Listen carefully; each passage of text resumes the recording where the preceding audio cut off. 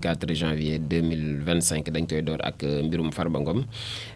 am na ay révélation nag ci conclusion de la commission ad hoc bi maanaam am na lu ca jot a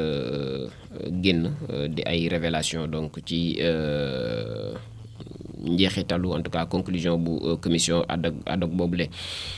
ginnaaw bi ñu ko invité ci champ contre champ moom bi nga xamante ni diffusé nañ ko ni ki démb ci RTS Mohamed Ayib Daffé moom moo nekk président bu groupe parlementaire bu Pastef les Patriotes daal dinay aborder en tout cas procédure bu levée de l'immunité parlementaire bu député maire bu Agnam ba di Farba Ngom. Une question boo xamante ni dinañ ko daal di débattre lors de la séance plénière bu tey jii ci àjjuma ji mu daal di insister ci le respect scrupuleux yi nga xamante ni moom moo di étape procédurale maanaam ci yoon yi nga xam ne moom la ñu war a jaar pour que nag commission ad hoc boobule ca assemblée nationale daal di mën a defal doxal ab liggéeyam suñu sukkandikoo ci Ayib Daffé moomule commission bi ginnaaw examen bu dossier bi dina daal di recommander la levée donc de l'immunité parlementaire de Farba Ngom ci ay kàddoom je cite mu ni nag assemblée nationale nekkul lieu bu jugement maanaam kenn dafa àttee nit waaye itam du lieu d'instruction de dossier ni de poursuite seen rôle daal moom mooy daal di vérifier à la demande donc si la demande maanaam ñu saytuwaat ndax demande bi respecté na loi yi ak règlement intérieur bu constitution bi loolu moom mooy seen rôle ñoom député yi en l'occurrence toutes ces étapes ont été respectées ci li mu daal di xam ne daal ci kaaw Farba Ngom bi étape yooyu yëpp respecté nañ ko moom le président du groupe parlementaire de Pastef les Patriotes daal nay également souligner que député yi en tant que représentant aussi du peuple duñu nekkuñu au-dessus de la loi maanaam duñu xam ne rek lu leen neex ñu def nous donc qui votons les lois devons aussi accepter de répondre aux institutions judiciaires maanaam ñoom ñooy voté loi yi waaye bu yoon dalee seen kaw dañoo war a daal di wuy ji ñoom député yi di ay kàddu yi Ayib Daffé l'essentiel c'est que donc nos droits soient respectés qu'il n'y ait donc pas de règlement de compte di kàddu yi Mohamed Ayib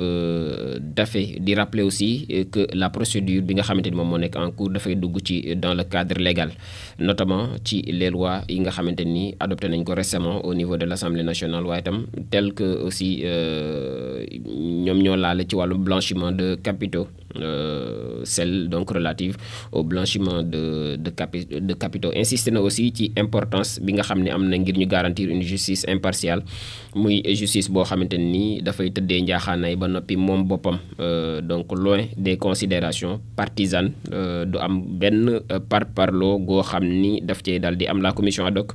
donc daal dinay def liggéeyam dafay daal di recommander la levée de l'immunité parlementaire de Farba Ngom.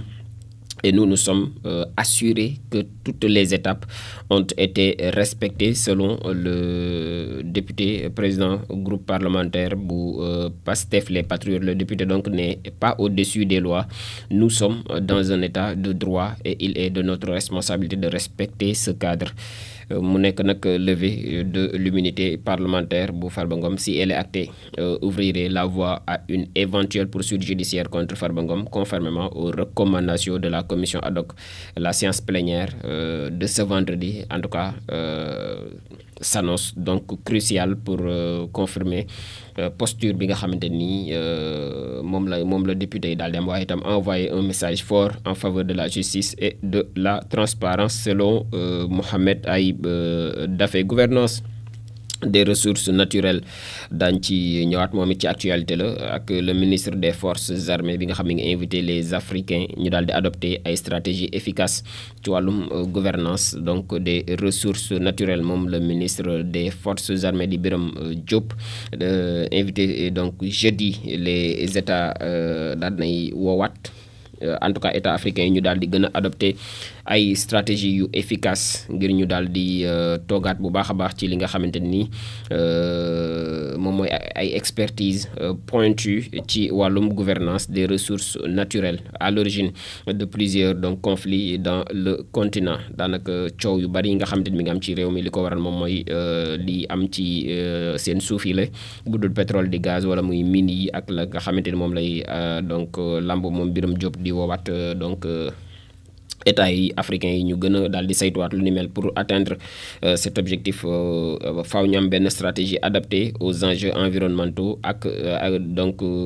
et de gouvernance des ressources naturelles yi nga xamante ni moom dafa indispensable selon le ministre, qui dit une stratégie efficace di expertise pointue. Le général donc Diop daal di doon présider la cérémonie de la rentrée académique des auditeurs de la promotion 2024-2025 des programmes de master en défense et sécurité nationale dispensés par le centre des hautes études de défense et de sécurité di CHEDS. Donc ñëwaat bu baax a baax ci occasion boobu doon yëkkatiwaat ay kàddu moom la leçon inaugurale de cette donc année ñu ko doon placé sous le thème environnement et gouvernance des ressources naturelles, quels enjeux sécuritaires et perspectives pour l'Afrique. Moom le ministre des Forces armées di souligner que face aux défis complexes et en constante évolution qui s'impose à nous, une prise donc de conscience dafay daal di imposer wu maanaam ñu xamaat suñu bopp xam li ñu doon xam li ñu yore aussi. Donc muy prise de conscience boo xam dafay imposer wu ci état africain yi ñëw aussi ci les solutions yi nga xamante ni daanaka lu ñu mën mooy def mooy mu doon solution yu global yu ñuy nemmeeku fépp mais yu inclusive yoo xam ni daañu ci boole ñëpp itam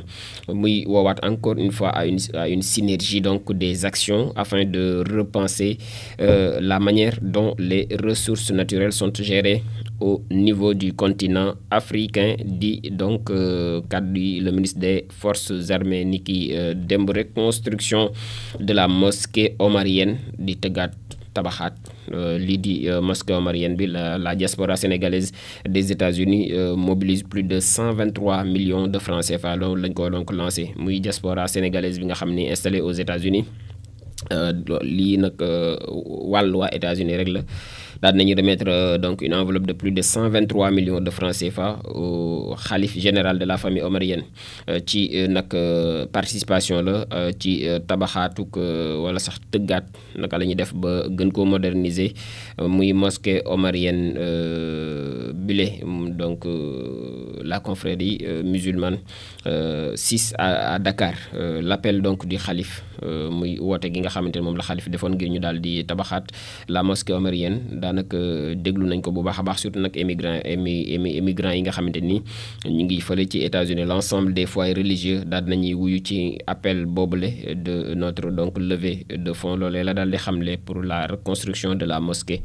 donc par la grâce de Dieu muy xamle ni collecté nañ 123 millions 400 mille francs CFA en un mois yoo xam ni waa États-Unis doo nga ko def et avant donc tout remis aujourd'hui au xalif ki ko daal di xamle di kenn ku dul Thierno Macky Tall moom membre la de la commission technique de la délégation donatrice. ñëwaat na ci donc bu baax a baax concertation nationale pour la réforme du service public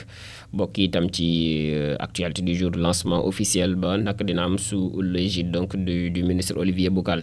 Moom le ministre Olivier Boucal daal nay lancé officiellement waxtaan gi nga xamante ni moom moo war a boole Sénégal yëpp ngir ñu daal di amaatal ay réforme ci wàllum ci réforme yi gën a xóot sax ci wàllum service public sénégalais yi. Donc mu nekk ab initiative boo xam ni le chef de l'État moom moo ko daal di soutenir, dafay viser ngir ñu gën a daal di moderniser méngale ak jamono lii di administration bi ba noppi renforcer waat le lien bi nga xamante ni moom moo dox ci diggante citoyens yi te dara du ko tëgg wala sax dara du doon fondement ba lu mooy confiance. Moom le ministre daal dina souligner aussi la nécessité bi nga xam ne moom la ñu am daal di am ñoom gouvernement bu yees bi ngir daal di amal ab changement systémique pour nag daal di adapter li nga xamante ni moom moo di administration bi aux défis actuels. Daal dinay également mettre en avant maanaam jiital li nga xamante ni moom moo di waxtaan gi pour daal di tëggandoo ensemble en tant que citoyen une nouvelle vision du service public. Mu nekk une volonté donc de changement systémique boo xam ne dafay exiger ab contrat bu yees donc de gouvernance politique, institutionnelle, économique, sociale avec comme socle maanaam la koy téye dëgg-dëgg du lenn dul une administration publique moderne boo xam dafay accessible bu vertueuse proactive entre autres, souligne donc le ministre Olivier Boucal, afin aussi de rétablir le contrat de confiance bi nga xamante ni moom moo dox entre les usagers ak l'administration publique, mais aussi daal di tëggaat un secteur public boo xam ni bu résilient bu dëgër lay doon bu dynamique di doxal prêt à faire aussi face aux enjeux économiques, environnementaux et sociétaux, a indiqué Olivier Boucal. Le ministre Tabaski Ngom sous mandat de dépôt, xam naa xibaar yi xëyewaat nañ ko wala yéenekaay yi xëyewaat nañ ko tey,